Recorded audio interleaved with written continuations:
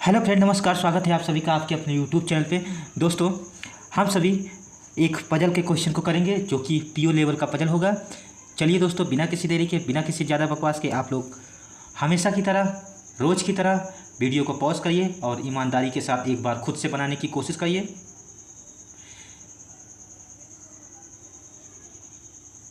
बस दोस्तों, इतना समय काफ़ी है।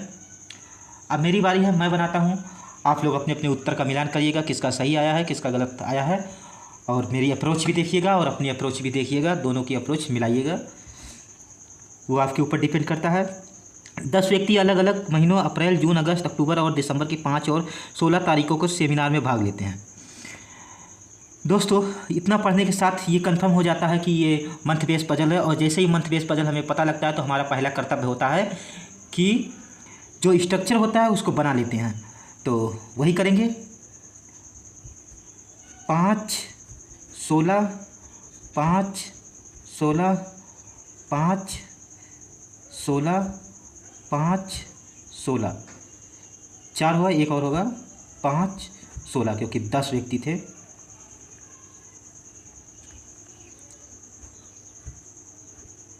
इतना काम देखते ही करना होता है। आप लोग इसको जल्दी जल्दी खींचिएगा, जितना जल्दी खींचेंगे उतना बेहतर होगा।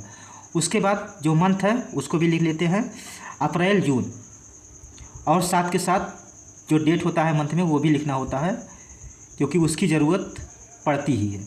अप्रैल, जून के बाद अगस्त, अक्टूबर, दिसंबर। अगस्त 31 का होता है, अक्टूबर 31 का होता है और दिसंबर भी 31 का होता है। इतना काम हो गया। आप कंडीशन को पढ़ेंगे। जो कंडीशन इसमें रखने लायक होगी उसको रखेंगे, जो नहीं रखने लायक होगी उसको नोट करेंगे। मतलब पीओ के क्वेश्चन में कंडीशन का नोट करने का महत्व होता है अपना अलग। इसको मैंने आप लोगों को बहुत पहले बताया है कि पीओ के क्वेश्चन में कंडीशन को नोट भी करना होता है। बी के बाद केवल 2 व्यक्ति सेमिनार में भाग लेते हैं, तो ये इसको तो हम रख सकते हैं कि इसके बाद बी के बाद 2 व्यक्ति भाग लेते हैं, मतलब 1, 2, बी यहाँ पर हमारा आएगा। इसको अलग कर लेता हूँ। पॉसिबिलिटी की ज़रूरत पड़ेगी और नहीं पड़ेगी तो देखा जाएगा, पर मैं खींच लेता हूँ। बी और सी के बीच 2 व्यक्ति सेमिनार में भाग लेते हैं। बी और सी के बीच नीचे हो नहीं पाएगा, ऊपर जाएगा। सी को यहाँ रख देता हूँ। सी और ई के बीच 1 व्यक्ति सेमिनार में भाग लेते हैं। अब देखिए दोस्तों, सी और ई के बीच एक यहाँ पर, एक यहाँ ऊपर भी आ सकता है। अब पॉसिबिलिटी की ज़रूरत पड़ेगी और इस पजल को पढ़ते पढ़ते ये भी समझ में आ गया कि ये सिर्फ और सिर्फ पॉसिबिलिटी वाला पजल है। ई को एक बार मैं नीचे रखता हूँ, ई को एक बार ऊपर रखता हूँ। इतना समझ में आ गया होगा कि ये पॉसिबिलिटी का पजल है, पॉसिबिलिटी से ही बनेगा। तो हमारा हाथ जो है चलते रहना चाहिए, बस और कुछ नहीं। इसमें कुछ भी सोचना नहीं है, सिर्फ हाथ चलाना है जल्दी जल्दी, जैसे कलर का क्वेश्चन होता है। उनमें से एक व्यक्ति वाई है। उनमें से एक व्यक्ति वाई है। दोस्तों, इस लाइन को मैं आप लोगों को समझा देता हूँ। ये समझने वाली चीज़ है कि ये जो कह रहा है उनमें से एक व्यक्ति वाई है, ये सी और ई के बीच एक व्यक्ति, तो ये मत समझने लग जाना कि उनमें से वाई उसके बीच में आएगा या बी और सी, ये, क्योंकि ये जो पूरा टोटली अलग सेंटेंस है। यहाँ पर अल्पविराम हो गया तो इसके बाद जो सेंटेंस है वो पूरा अलग है। मतलब वाई इन 10 में से कोई एक बंदा है, तो वाई एक बंदा है इन 10 में से। इसके कहने का ये मतलब है। ये समझाने वाली थी, बता दिया। एफ डी से ठीक पहले सेमिनार में भाग लेता है। एफ डी से ठीक पहले मतलब साइड में एरो देंगे। इतना तो आप लोगों को अब तक रट गया होगा कि जब ठीक पहले ही बोलता है या ठीक बाद में बोलता है तो साइड में एरो देते हैं। लेकिन 30 दिन वाले महीने में नहीं, मतलब 31 दिन वालों में। 2 ही महीना ही है, 30 और 31 का, तो एफ जो है 31 वाले में आएगा। ये हो गया। बी और एक्स के बीच 3 व्यक्ति सेमिनार में भाग लेते हैं। बी और एक्स के बीच 3, तो 1, 2, 3 नीचे जा नहीं पाएगा, तो एक्स यहाँ पर आ गया, 1, 2, 3, एक्स यहाँ पर आ गया। ये हो गया। अब आगे देखते हैं। जेड और ए के बीच एक व्यक्ति सेमिनार में भाग लेता है। जेड और ए के बीच एक व्यक्ति, क्योंकि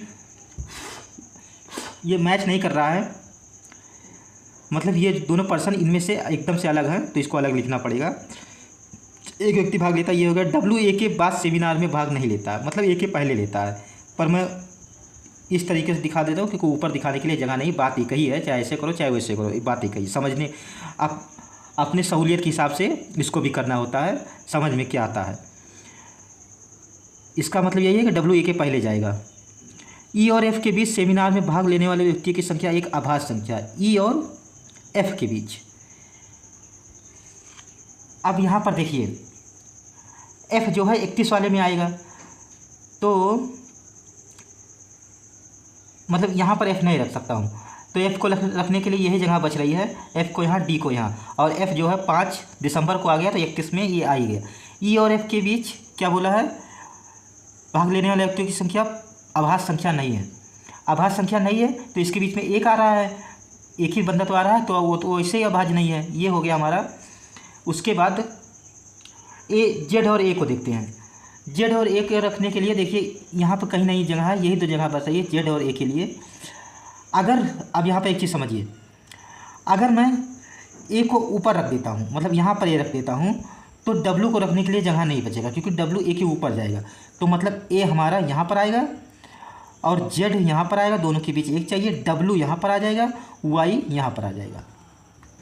वाई एक बंदा था तो वाई को यहाँ रख दिया। इस तरह से ये पॉसिबिलिटी हमारी सही हो गई। ये पॉसिबिलिटी गलत हो जाएगी, गलत होगी किस कैसे, ई और बी के बीच प्राइम आ गया है, 1 2 3 4 नहीं, ठीक है, ई और एफ़ के बीच बोला था, तो उस तरीके से अगर एफ़ को मैं यहाँ पे रखूँगा तो 2 प्राइम आ जाएगा, और एफ़ को अगर मैं यहाँ भी रखूँगा तो 5 हो जाएगा, वो भी प्राइम आ जाएगा, तो इस वजह से ये गलत हो जाएगा। ये सही हो गया, जिन जिन लोगों का ये अरेंजमेंट बना है उन लोगों का सही है। दोस्तों ये पीओ का क्वेश्चन कम, ये कलर का क्वेश्चन ज़्यादा है, पर पीओ में आ भी सकता है, जो क्वेश्चन कम नंबर के होते हैं उसमें आ सकता है। ये कलर का क्वेश्चन है क्योंकि इसमें कुछ भी लॉजिक लग नहीं रहा था, जैसे कि तैसे बन रहा था, 2 पॉसिबिलिटी में जैसे कि तैसे ये बन रहा था, तो ये कलर लेवल का क्वेश्चन ज़्यादा है, बट पीओ में भी आ सकता है। आरआरबी पीओ के लायक है, आरआरबी पीओ में क्योंकि 10% हो गए, और क्लर्क में ज़्यादा से ज़्यादा 9% दे देगा, 8% देगा, 10 नहीं जाएगा, 10 जा रहा है तो इसका मतलब वो आरआरबी पीओ क्लर्क में आ सकता है, उसका हकदार है। तो दोस्तों उम्मीद करता हूँ कि आप लोगों को समझ में आया होगा। समझ में आया हो तो वीडियो को लाइक करिए, चैनल पे नए आए हों तो चैनल को एक बार सब्सक्राइब कर लीजिएगा, हो सके तो अपने दोस्तों में शेयर करिएगा। समझाने का तरीका अगर अच्छा लगा हो तो कमेंट में बताइएगा, और आप लोगों का अगर आंसर मैच किया हो तो बताइएगा, मेरा गलत हो गया हो तो बताइएगा, कमेंट में कुछ ना कुछ ज़रूर बताइएगा। Thank you so much. अब मैं मिलूँगा आप लोगों को अगले किसी वीडियो में किसी और पजल के साथ। धन्यवाद।